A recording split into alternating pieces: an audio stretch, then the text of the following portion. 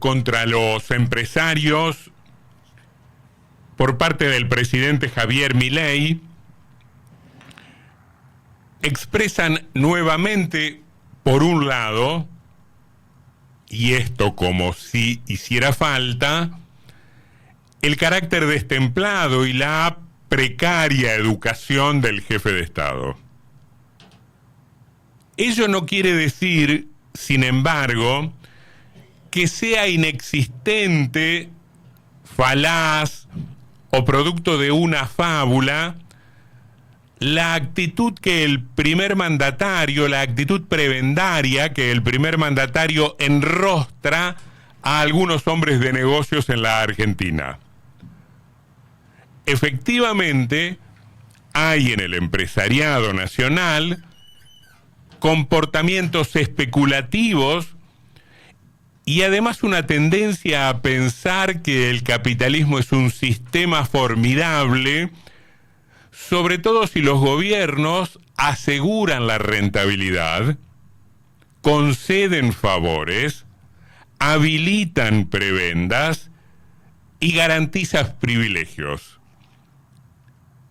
No es esa, evidentemente, la actitud que esperan quienes, aún convencidos de que efectivamente el capitalismo es la mejor alternativa para este país, para esta parte del mundo, sueñan con una célebre y siempre esperable burguesía nacional que en realidad muy pocas veces a lo largo de nuestra historia en general ha demostrado estar dispuesta a ser menos corporativa, más solidaria y más generosa, de modo tal de contemplar los intereses del conjunto de toda la sociedad y no apenas las necesidades de un sector.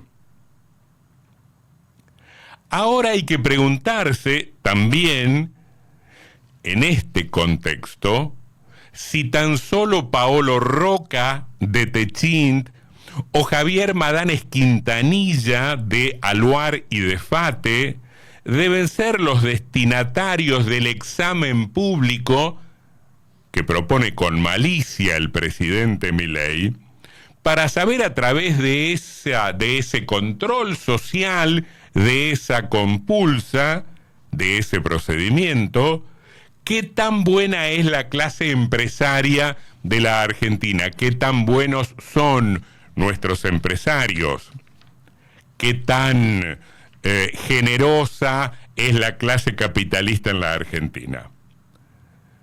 Un sentido común muy extendido, y en esto los medios de comunicación tienen alguna responsabilidad, presenta a los empresarios no como hombres ambiciosos movidos por el impulso de acumular o de construir fortunas y asegurar su futuro y el de sus familias, sino, en cambio, y sin matices y sin grises, como generosos mecenas, como gentiles creadores de trabajo o como serviciales filántropos que reproducen la riqueza y dan empleo a sus compatriotas.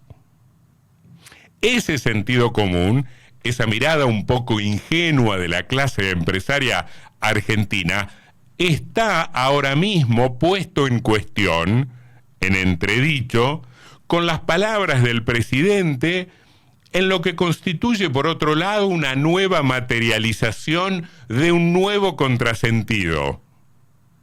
Porque no hemos tenido, desde la democracia recuperada en 1983, no hemos tenido desde entonces y hasta acá, un gobierno más identificado con los capitalistas, más alineado con sus intereses, más en sintonía con los dueños del dinero y menos empático como contrapartida y al mismo tiempo con los trabajadores, con los asalariados, con los desocupados.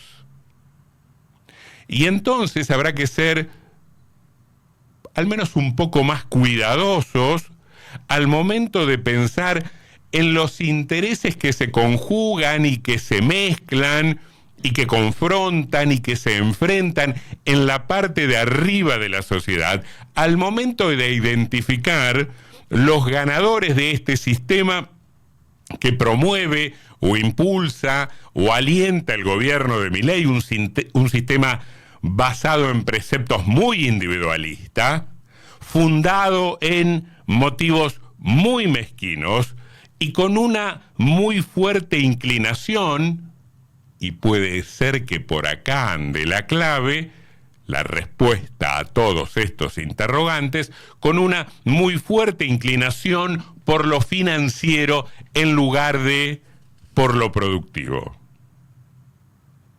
Nos hemos olvidado en la Argentina que hubo un proceso judicial, el llamado caso de los cuadernos de las coimas, que expuso como nada, como pocas otras cosas a lo largo de la historia, el rol central, clave, ineludible, indispensable, del empresariado argentino en un esquema de corrupción que los políticos venales han administrado durante mucho tiempo.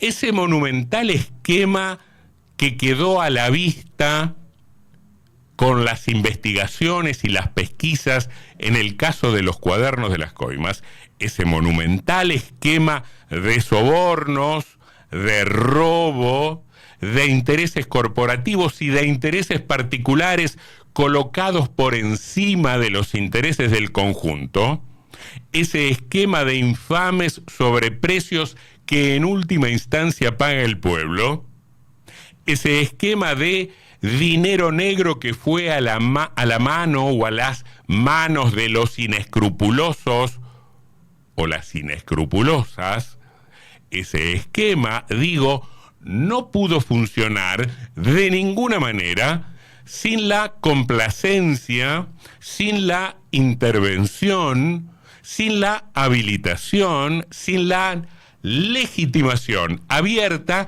de la clase empresaria argentina. Un rápido repaso tan solo por el listado de los empresarios que pretendieron indemnizar, arreglar con dinero, con plata, su situación en la causa de los cuadernos. Un rápido empresario, por esa muestra, por ese universo que no es completo de ningún modo, nos entrega la magnitud, la impresionante magnitud del carácter corrupto, venal del empresariado argentino. Adrián y Mauricio Pascucci, socios de la constructora Alquimac. Gabriel Romero, dueño de Hidrovías y de Ferrovías. Rodolfo Poblete, ejecutivo de esas dos empresas. Jorge Benolol, empresario. Aldo Rollo, líder del grupo Rollo con inversiones en una constructora y también en ferrovías. Carlos Arroyo, socio de Green. Carlos Román, dueño de la constructora Green. Cristóbal López, Fabián de Sousa, Osvaldo Manuel de Sousa, socios en la constructora CPC y del canal de televisión C5N. Enrique Pescarmona y Rubén Valenti, de Industrias Metalúrgicas Pescarmona. Hugo Dragonetti, dueño de Panedile. Jorge Beniot, empresario. Juan José Luciano, empresario de la construcción, socio de Luciano Sociedad Anónima. Juan Manuel Collazo, directivo de Elport, la constructora del grupo Eurnequian. Cuando vamos repasando nos damos cuenta que determinadas empresas o determinados grupos en determinado momento también pueden poner hasta un presidente de la República. Armando Lawson, empresario, dueño de la energética Albanesi y de la bodega del desierto.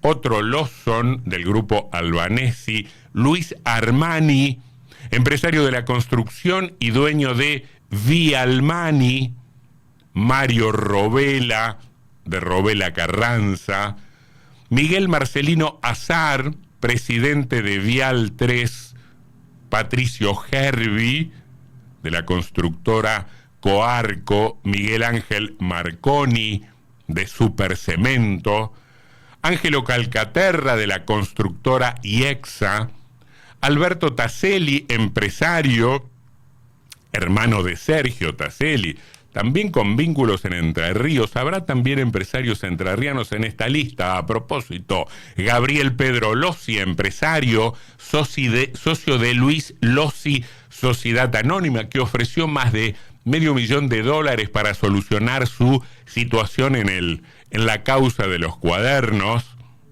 Ricardo Santiago Escundia, contador, trabajó en el Grupo Rollo. Daniel Pitón, empresario de la construcción de la provincia de Entre Ríos, ofreció para solucionar su estado en el expediente más de $93,000.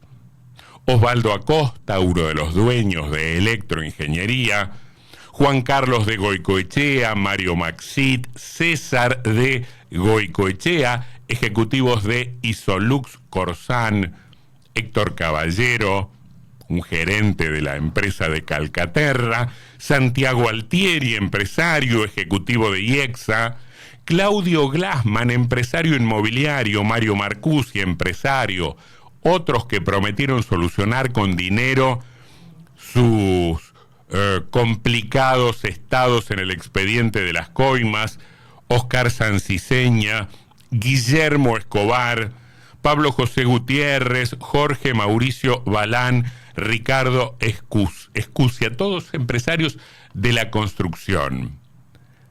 Imputados o complicados en ese expediente, ya estamos hablando de un plano delictivo y hay cosas que no son delitos, que no forman parte de maniobras delincuenciales, pero también son perjudiciales para el conjunto, son inconvenientes indeseables para el conjunto, son, porque la política es más amplia que lo que miramos por televisión, son políticamente inconvenientes, políticamente perjudiciales para el conjunto. La política no es solo de los diputados, de los senadores, de los funcionarios. La política no es solo de la política, también de los sindicalistas, también de los empresarios, también de quienes expresan intereses corporativos. Y la lista sigue. Es más larga, es más extensa, es, agregaría yo, más ominosa.